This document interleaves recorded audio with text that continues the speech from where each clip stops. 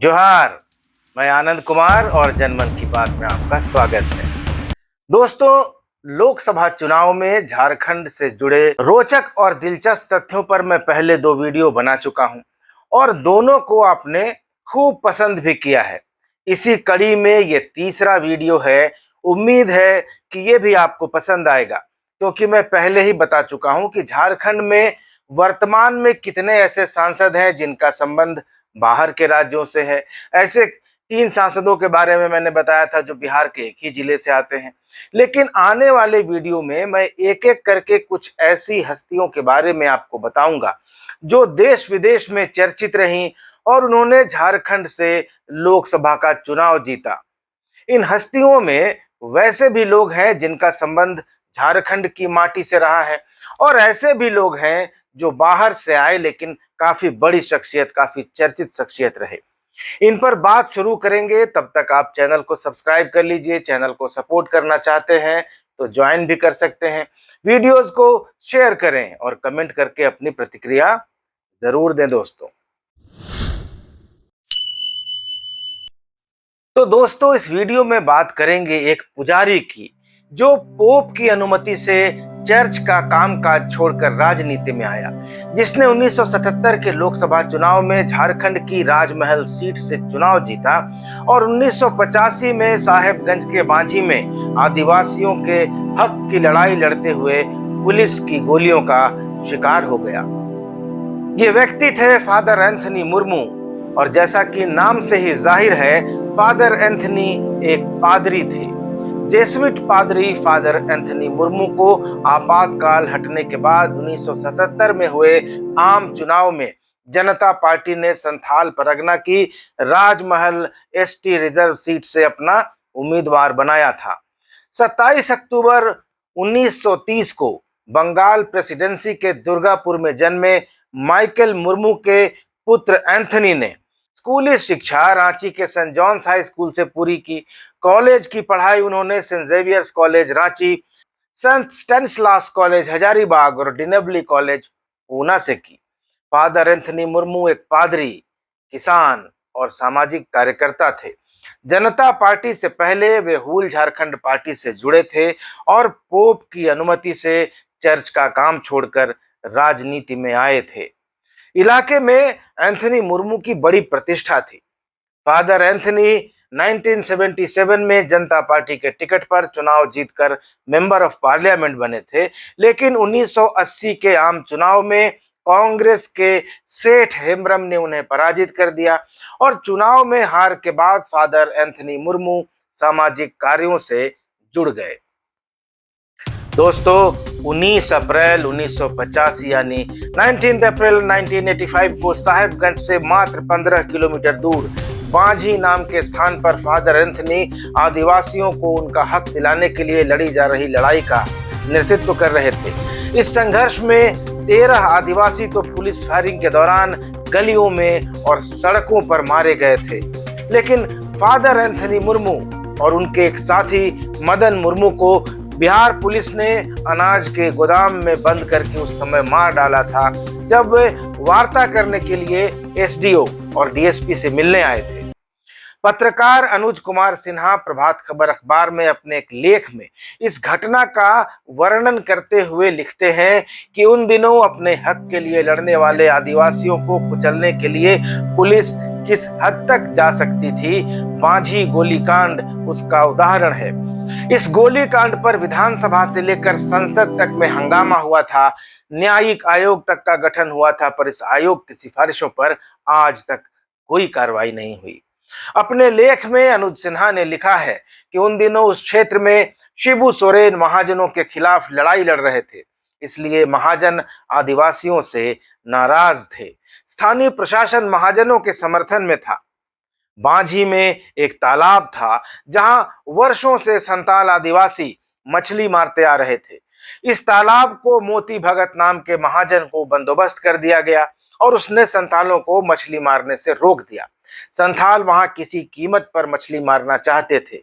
विवाद बढ़ा तो मोती भगत ने उन्हें तालाब के कोने में मछली मारने की इजाजत दे दी।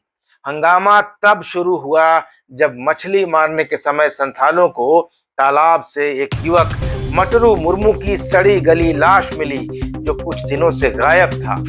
आरोप लगा कि मटरू की हत्या में मोती भगत का हाथ है और इसी के कारण वह संतालों को तालाब में मछली मारने से रोक रहा था। शव मिलते ही मोती महतो डर के मारे भाग गया, लेकिन संथालों ने प्रशासन से इसकी शिकायत की। इसके बाद आदिवासियों ने मोती भगत के घर को तहस नहस कर डाला। मामला शांत करने के लिए प्रशासन ने उस दिन संथालों को मोती भगत के खिलाफ कार्रवाई करने का आश्वासन दिया था, लेकिन उसी दिन मोती भगत के गुंडों ने बाजार में कुछ संथालों को पीट दिया और नाराजगी बढ़ गई, संथाल उबलने लगे। इस पूरे मामले की जब जानकारी मिली तो पूर्व सांसद फादर एंथनी मुर्मू ने दूसरे संथाल आदिवासियों के साथ बैठक की और मोती भगत पर कार्रवाई करने की मांग प्रशासन से की। प्रशासन पर आरोप था कि वह महाजनों का साथ दे रहा है। फादर एंथनी एसडीओ और डीएसपी से पंचायत भवन में बात करने गए थे। बातचीत चल ही रही थी कि उसी समय मोती भगत के समर्थकों ने वहां चिल्लाते हुए यह बात फैला दी कि संताल आगजनी और हिंसा पर उतारू हो गए हैं। वार्ता कर रहे फादर मुर्मू और उनके एक साथी मदन मुर्मू को पुलिस ने उसी समय अनाज के गोदाम में बंद कर दिया और मारपीट करने के बाद दोनों की वहीं हत्या कर दी। उधर सड़कों पर हिंसा हो रही थी। पुलिस निहत्थे संतालियों पर फायरिंग कर रही थी। जान बचाने के लिए भाग रहे संथाल जिस भी सुरक्षित जगह पर छिपने का प्रयास करते, वहां से निकाल कर उन्हें गोली मार दी जा रही थी। अपने हक के लिए लड़ने वाले 15 आदिवासी इस गोलीकांड में मारे गए थे। फादर एंथनी के मारे जाने से काफी हंगामा हुआ था, क्योंकि वे पूर्व सांसद थे। इलाके में काफी इज्जत और काफी प्रतिष्ठा थी उनकी। इस गोलीकांड में मारे गए संथालों के परिजनों को काफी आर्थिक संकटों का सामना करना पड़ा। सिर्फ 5-5 हजार मुआवजा उन्हें मिला था। कुछ परिवारों की तो माली हालत इतनी खराब हो गई थी कि फायरिंग में मारे गए कुछ संथालों की विधवाओं को परिवार चलाने के लिए मजबूरी में दूसरी शादी करनी पड़ी और फादर एंथनी मुर्मू की पत्नी बिबियाना उनमें से एक थीं, जिन्होंने 1990 में बालीराम यादव से शादी कर ली।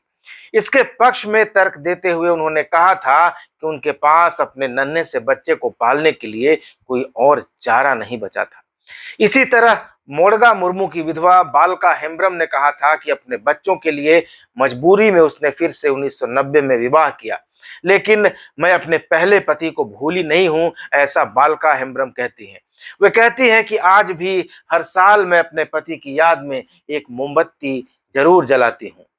भूख, गरीबी और बेरोजगारी का अवसाद भोग रहे दूसरे कई शहीद आदिवासी परिवारों के सदस्य दर दर की ठोकरें खाने को आज भी विवश हैं, आज भी मजबूर हैं। बांझी साहिबगंज जिले के बोरियो विधानसभा क्षेत्र में पड़ता है। वहां इस गोलीकांड में मारे गए लोगों की याद में शहीद स्थल बना हुआ है। कुछ साल पहले तक इस शहीद स्थल पर विभिन्न दलों के बड़े बड़े नेताओं का जमावड़ा लगता था, खूब राजनीति होती थी। लेकिन झारखंड बनने के बाद जैसे जैसे समय बीतता गया, वैसे वैसे नेताओं का यहाँ आना जाना भी कम होता गया।